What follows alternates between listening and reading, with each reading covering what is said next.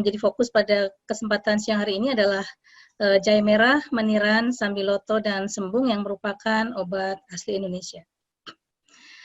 Nah, jadi nanti akan kita sampaikan atau kita diskusikan tentang sistem imun dan peranannya dalam pandemi COVID, mekanisme suatu imunomodulasi, dan bagaimana peranan herbal yang potensial sebagai imunomodulator. Baiklah teman-teman sejawat peserta webinar semuanya. Jadi mungkin pertama kali sebelum kita ngomong tentang imunomodulator, kita harus paham dulu tentang sistem imun. Sistem imun kita ya pada manusia ini terdiri dari sistem imun innate, sistem imun yang berasal atau bawaan ya dari saat kita lahir, innate immunity, yang mana ini sifatnya tidak spesifik. Dia melibatkan beberapa sel, misalnya sel-sel dendrit, sel makrofag, ya, NK sel, komplement, ya, neutrofil, eosinofil. Ini adalah sel-sel yang bekerjanya tidak spesifik, di mana respon terhadap tantangan adalah dalam satuan jam. Ya, ini adalah sistem imun innate atau bawaan. Kemudian ada sistem imun adaptif. Nah, sistem imun adaptif ini adalah sistem imun yang diperoleh selama perkembangan kehidupan, di mana sistem imun ini melibatkan limfosit. Ya, limfosit itu nanti akan ada dua macam, limfosit T dan limfosit B. Limfosit B ini adalah yang bekerja menghasilkan antibodi. Ya, di mana nanti limfosit B akan berubah dulu menjadi plasma sel, kemudian akan menghasilkan antibodi. Kemudian ada limfosit T. Limfosit T ini nanti akan mengenali antigen ya, termasuk virus, yang kemudian nanti akan memicu suatu efektor T-sel untuk juga bereaksi ya. Nah, biasanya ini satuan atau responnya adalah dalam satuan hari. Jadi seperti yang kita ketahui ya, misalnya kita mendapatkan paparan infeksi virus COVID-19 ini atau SARS-CoV-2, maka nanti tubuh akan mengembangkan antibodinya itu dalam tahapan, dalam hitungan hari begitu ya, tidak langsung. Ya, dan ini melibatkan sel-sel limfosit ini adalah dalam mekanisme imun humoral dan seluler. Nah, jadi seperti yang terlihat dalam slide, ada beberapa macam sel-sel yang terlibat dalam respon innate dan maupun adaptif. Kemudian fungsi dari masing-masing sel itu juga berbeda-beda ya, dari mast cell, basofil, makrofag, semuanya memiliki fungsi yang bervariasi spesifik. Kemudian juga untuk T-cell dan B-cell ini juga spesifik, di mana mereka akan menghasilkan berbagai interleukin, sitokain begitu ya. Ini ada beberapa macam jenis interleukin yang itu juga nanti memiliki fungsi yang bermacam-macam. Ya. Jadi T-cell sendiri akan dibagi lagi menjadi T helper dan T cytotoxic. Ya, kemudian masih ada lagi berbagai jenis dari T helper ya, T helper 1, T helper 2. Ya, jadi berbicara tentang sistem imun memang cukup kompleks ya, melibatkan banyak sel, kemudian juga melibatkan banyak protein-protein yaitu sitokin. Nah, bagaimana cara kerja atau mekanisme dari sistem imun ini, terutama adalah sistem imun adaptif. Ini nanti konteksnya adalah nanti akan kalau kita mau bicara vaksin, mau bicara tentang imunomodulator, tentu kita harus memahami bagaimana suatu mekanisme sistem imun ini.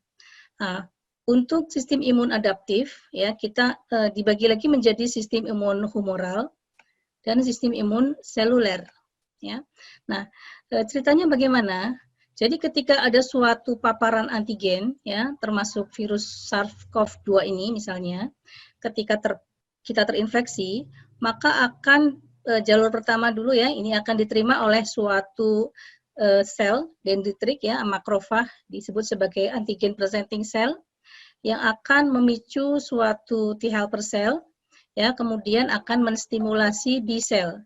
B cell ini limfosit B, ya yang akan menghasilkan antibodi. Ya, jadi sistem imun humoral ini bisa juga antigen ini langsung dikenali oleh B cell ya, dan kemudian B cell akan berubah menjadi plasma sel menghasilkan antibodi. Ya, jadi aktivasi B cell, produksi antibodi, dan ini merupakan pertahanan terhadap berbagai tantangan ya seperti bakteri, toksin, virus seperti itu. Nah, kemudian ada lagi yang namanya seluler ya, atau sistem imun cell mediated.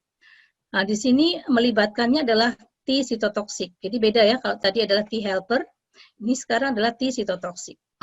T sitotoksik atau T sitotoksik ini bekerjanya adalah dengan cara, jadi ketika ada antigen masuk, kemudian si T sel sitotoksik ini akan mengenali sel yang terinfeksi virus. Ya, jadi dia akan membunuh sel yang terinfeksi virus. Ya, jadi dia dia toksik terhadap sel begitu. Ya, jadi namanya sistem imun seluler. Jadi mengaktifasinya adalah T sel, kemudian dia akan mengikat dan atau melisiskan sel yang terinfeksi. Ini juga merupakan pertahanan diri terhadap sel-sel yang terinfeksi berbagai macam patogen. Nah, bagaimana sih sebetulnya tubuh kita melawan virus, begitu ya? Ya, jadi sekali lagi saya mengingatkan tadi tentang sistem imun humoral dan sistem imun seluler. Sistem imun humoral tadi adalah berarti ketika ada virus masuk, sel limfosit akan mengenali virus itu sebagai musuh. Kemudian akan menghasilkan antibodi. Ya, di sini ya limfosit akan menghasilkan antibodi, ya.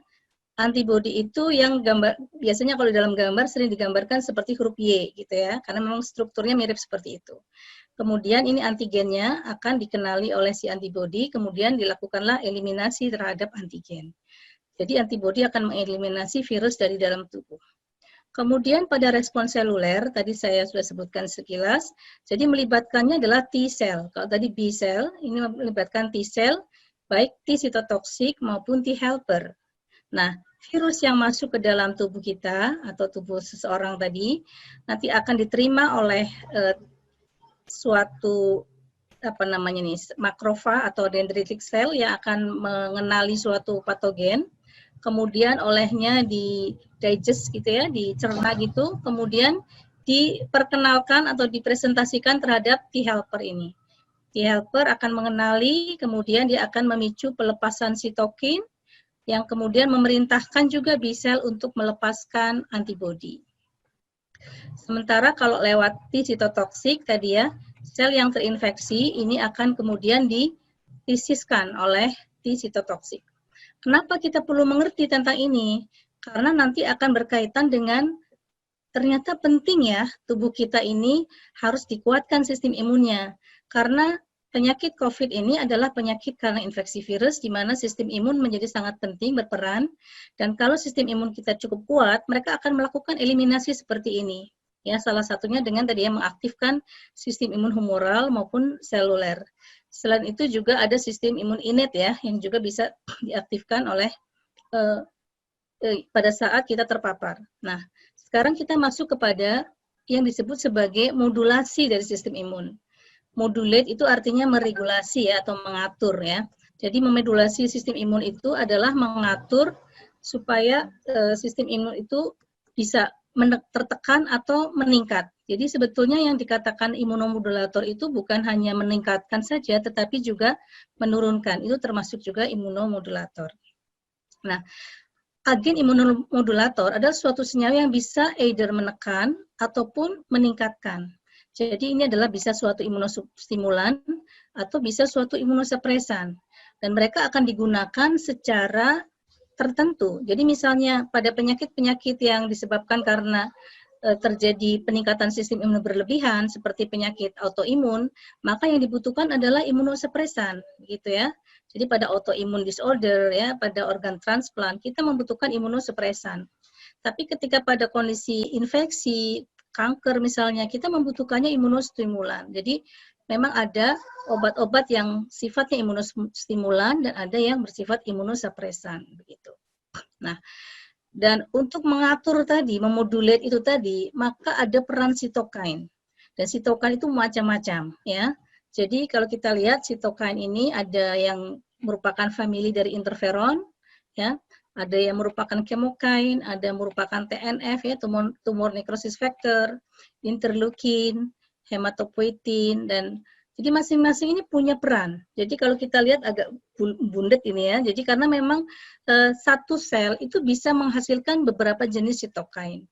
Dan satu sitokain bisa bekerja pada beberapa sel. Jadi memang sistem imun itu melibatkan sitokain di mana fungsi dari atau kerja dari sitokain ini sifatnya adalah ada istilahnya pleiotropik. Jadi satu sitokain